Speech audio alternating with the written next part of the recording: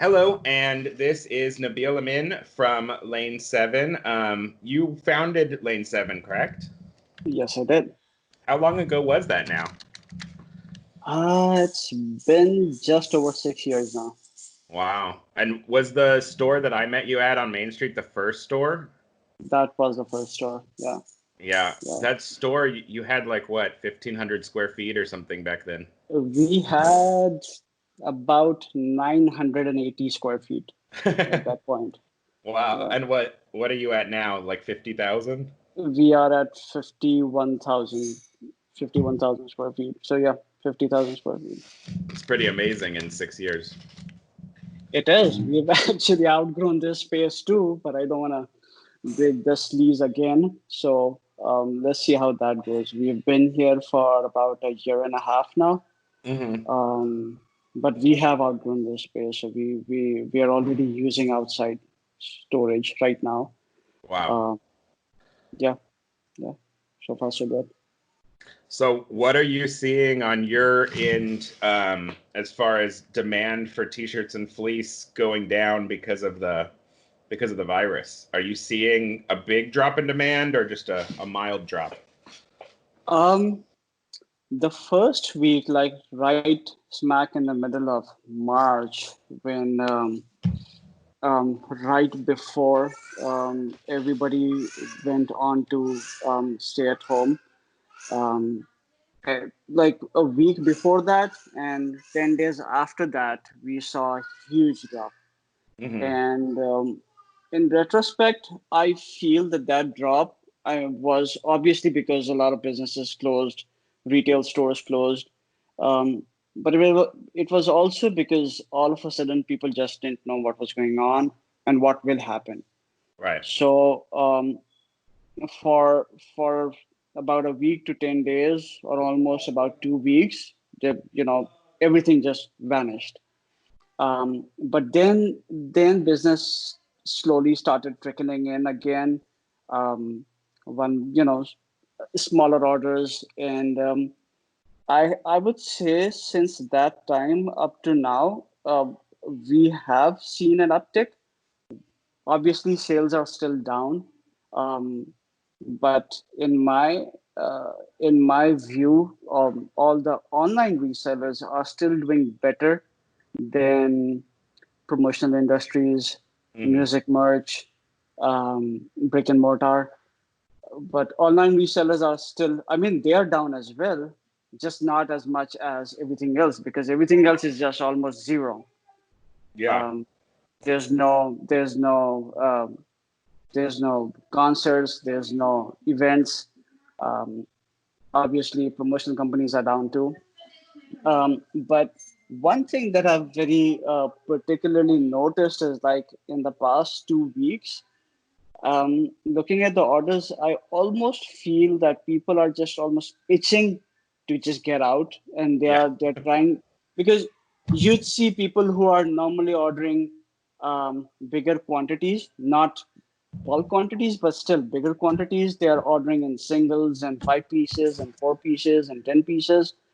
So, and I spoke to a couple of my customers, and they what they're doing right now is they're testing waters. They are not still not as confident as they used to be. So, but they don't want to be just sitting at home doing nothing. So they're still dabbling a little bit, Hmm. testing things out, and and a lot of people have started pivoting to online sales, which I think is the way right now. Which I is pretty obvious. Everybody knows it, but um, given this situation, that is what everybody's looking at right now. Yeah. Have you seen anybody, have any of your clients actually done remarkably well? And if so, what were they doing different?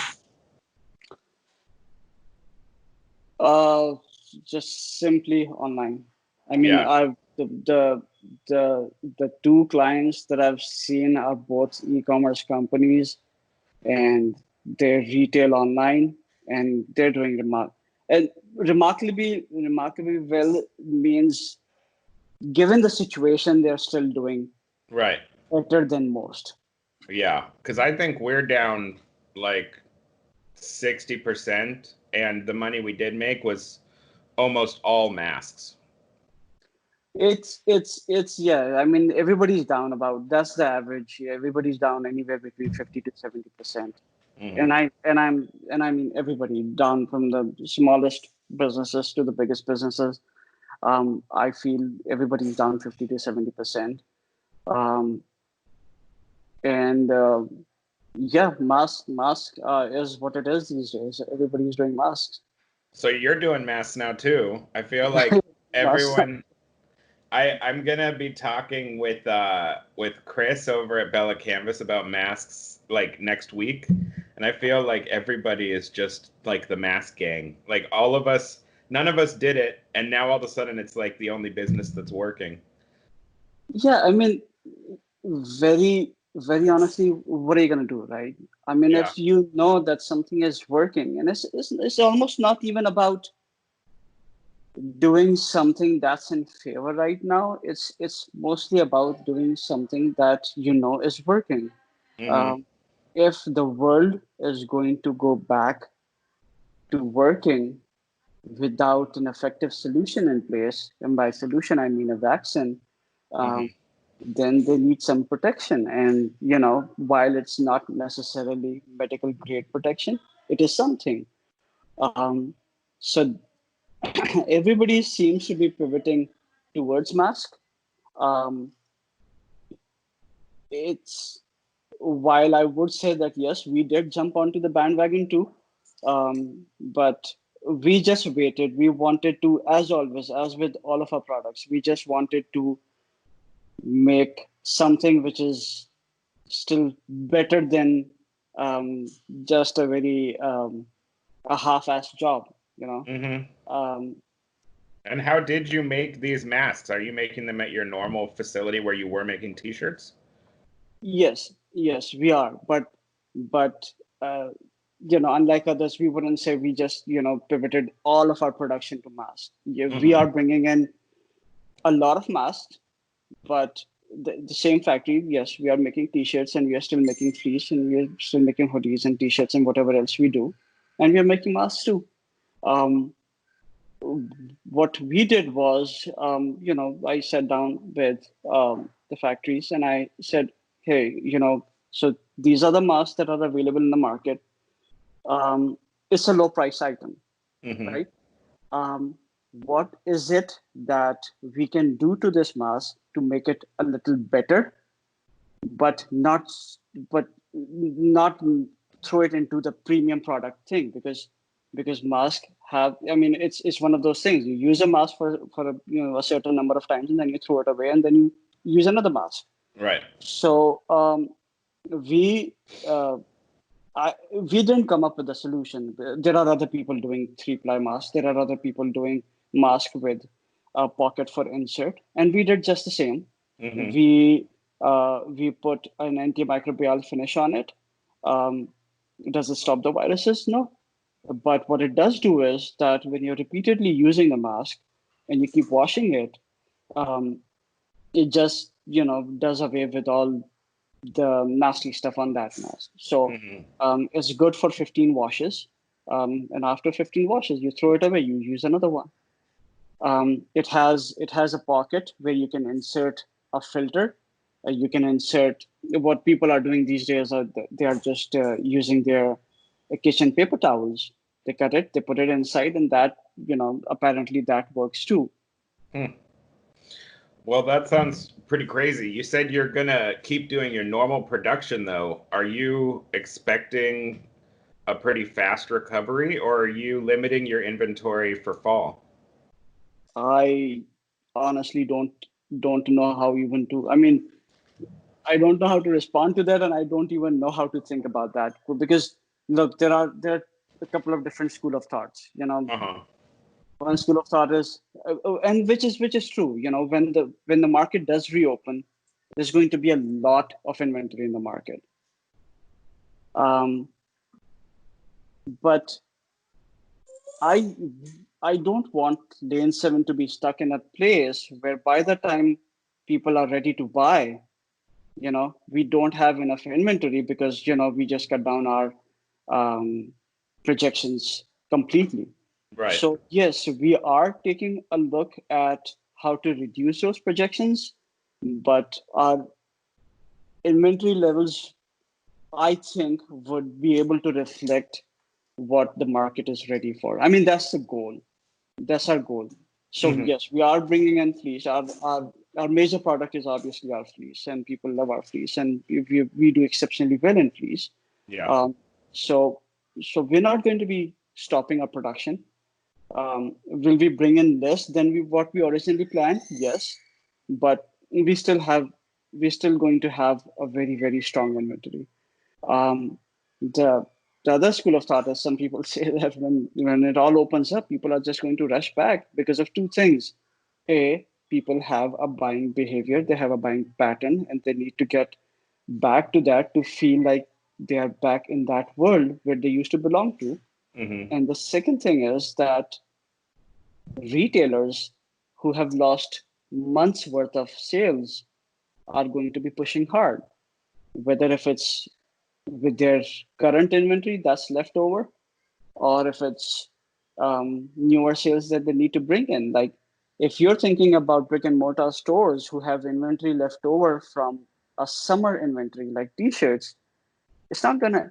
It's, they still need to have a fall inventory. They still Yeah. need a fleece and joggers and long sleeves and zippers. So by the time we are back up from all of it, we are into fall. We are into winter season. Hmm. And so what are you guys doing about having like new products? Because I know you were rolling out new colors and stuff before this happened. Are you going to have just repeats of last year just so you don't have to take any risks right now? Or are you going to be rolling out new colors, new styles? Um, there are two new styles on the board. Okay. Um, we are too much into it to back out right now. And Yeah. while I can't say what it is, but they are heavier, and what we are bringing in is absolutely going to rock. So um, maybe we won't bring in as much, but Hmm. we're still going to bring in those two newer styles. That's cool. I'm glad that you guys are still like pushing forward. What else have you been having the team do during kind of this downtime? Are you working on other projects for the company? Um, I mean, quite honestly, the salespeople are still keeping in touch with their customers. Hmm. Um, we are still shipping with a skeleton crew. So, we, for the first couple of weeks, we just opened 3 days a week. Now we are open 5 days a week. Oh, that's So great. yeah, we're still shipping with a skeleton crew. On a personal level, well, we took this downtime to sort of sit back, look at the business from a macro point of view. Hmm. Because see, when you're in the middle of all of it, you're just so busy doing so many things that you can't really look at it from a broader point of view and see where you want to go. So, I think everyone has taken this time to unwind, relax, catch up on everything. Um, I went into Google Keep and I deleted the 100,000 to-do lists that I have. Yeah. So that's one of the major things. My inbox has gone down to under 200 emails, I think, after a very long time now. Um, Well, that's good to kind of clear your head a little bit. it is. I mean, what else are you going to do? It is what it is. There is a situation. It's bad, but you can either let it just boggle you, or you can just use that time to catch up on everything that you hadn't been able to do before. Hmm. What has your company's experience been with furloughing and PPP, and have you guys had issues getting any of that funding? Um, with PPP, is going to come. It's approved. It's going to come.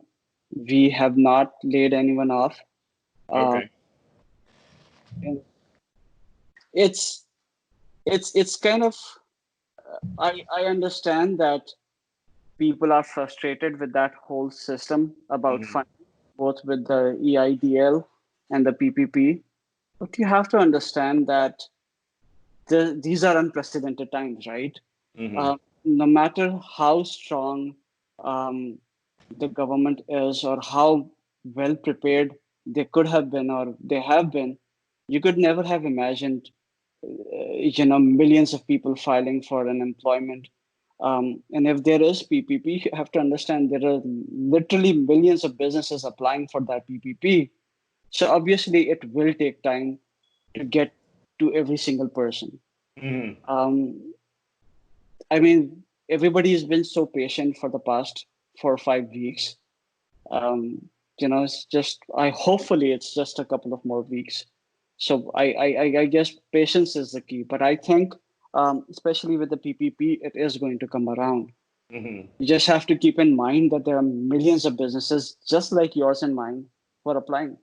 Yeah. So there's no cutting in line.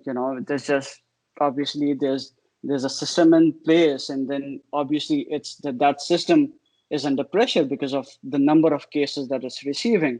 Hmm. So it doesn't matter how strong the system could have been, it's still millions and millions of businesses applying for that limited fund. Right. um, so it will eventually happen, I think. That's good. Yeah, I mean, we got to a point of being approved, but we haven't finalized any like contracts. We just got this email updating us saying that it was being processed and had been moved down the line in the stage of wherever it is with the SBA. Mhm. Um, but still, we haven't signed anything or whatever. So it's hard to gauge when that money could possibly be coming for us. From what I know, if they if the bank gives you a loan number, Uh like huh. an SBA number, that means the funds have been reserved for you. Okay. Then it's just a matter of time and process Hmm. and documents going back and forth. But if you have been assigned, and this is just my understanding, that if you have been assigned an SBA loan number, that Hmm. means the funds are reserved for you. Well, that's good to know. Um, what do you see happening? I mean, you mentioned a little bit earlier how the concerts and the live events are going to be gone for a long time. Also, we don't know what'll happen with like people doing school sales.